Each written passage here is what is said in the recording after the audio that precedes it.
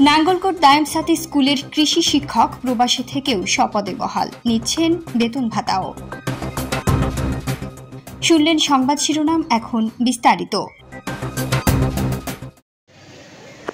কুমিল্লার নাঙ্গলকোট উপজেলার হেসাখাল ইউনিয়নের দায়ামসাতি উচ্চ বিদ্যালয়ের কৃষি শিক্ষক সালাউদ্দিন, ইন্ডেক্স নম্বর 1111822, 1 বছরেরও বেশি সময় ধরে বিদেশে থাকলেও এখনও শিক্ষক হিসেবে বহাল রয়েছেন।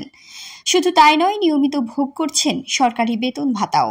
অনুসন্ধানে জানা গেছে, 2016 সালে সাবেক উপজেলা চেয়ারম্যান শামসুদ্দিন কালুর সুপারিশে দায়ামসাতি উচ্চ বিদ্যালয়ের কৃষি বিষয়ক শিক্ষক হিসেবে নিয়োগ দেওয়া হয় তাকে। ওই সময় তিনি ছিলেন উপজেলা ছাত্রলীগের শিক্ষা বিষয়ক সম্পাদক এবং হেসাখাল ইউনিয়ন ছাত্রলীগের সহসভাপতি। এলাকায় আলোচিত হেলমেট বাহিনীর প্রধান হিসেবেও পরিচিত ছিলেন। নিয়োগের পর থেকেই তিনি নিজের ইচ্ছামতো প্রতিষ্ঠানে আসা যাওয়া করতেন, জিম্মি করে রাখতেন শিক্ষক, শিক্ষার্থী ও কর্মচারীদের। কৃষি শিক্ষক হলেও কার্যত প্রধান শিক্ষকের ভূমিকায় থাকতেন তিনি। গত বছরের জুলাই গণঅভ্যুত্থানের পর নিজের অপকর্ম ফাঁস হয়ে যাওয়ার ভয়ে বিনা অনুমতিতে তড়িঘড়ি করে পাড়ি দেন কাতারে।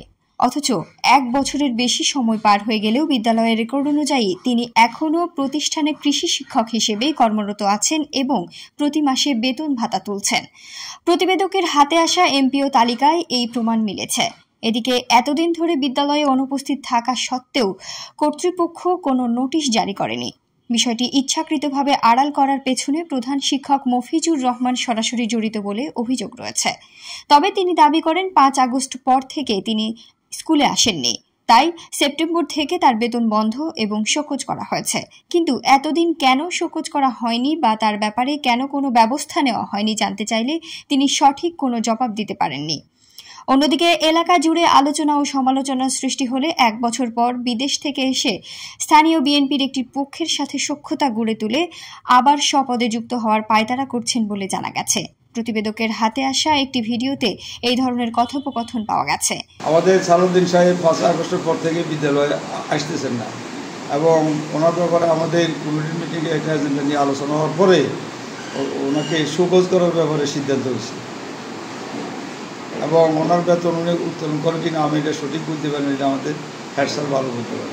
ওই স্কুলের 9ম শ্রেণীর কয়েকজন শিক্ষার্থী বলেন, সালাউদ্দিন স্যার দীর্ঘদিন থেকে স্কুলে আসেন না, ওনার ক্লাস অন্য শিক্ষকেরা করে থাকেন, এতে আমরা পড়াশোনায় ক্ষতির সম্মুখীন হচ্ছে। রফিকুল ইসলাম নামে এক অভিভাবক জানান, কৃষি শিক্ষক না থাকায় শিক্ষার্থীদের পড়াশোনায় অনেক ক্ষতি হচ্ছে। দেশে হাজারো বেকার তরুণ যোগ্যতা থাকা সত্ত্বেও চাকরি পাচ্ছেন না।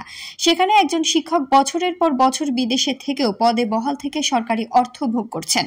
অভিযোগের বিষয়ে জানতে সালাউদ্দিনের সাথে যোগাযোগের চেষ্টা করা হলে তার মোবাইল ফোন বন্ধ পাওয়া যায়। দায়ামসাতি উচ্চ বিদ্যালয়ের এডহক কমিটির সভাপতি আনোয়ার হোসেন নয়ন, ছোট নয়ন, বলেন, আমি সভাপতি নির্বাচিত হয়েছি 2 মাস হয়েছে। 2 মাসের মধ্যে তাকে 2 বার শোকজ করা হয়েছে, আরও 1 বার শোকজ করা হবে। কোনো জবাব না দিলে তার ব্যাপারে নিয়ম অনুযায়ী পরবর্তী ব্যবস্থা নেওয়া হবে।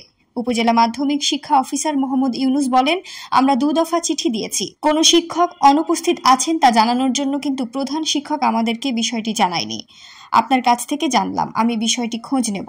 নাঙ্গলকোট উপজেলা নির্বাহী কর্মকর্তা মোহাম্মদ আল আমিন সরকার বলেন, এখন প্রতিটি শিক্ষা প্রতিষ্ঠানে এডহক কমিটি আছে, এই কমিটি তার ব্যাপারে সিদ্ধান্ত নেবে।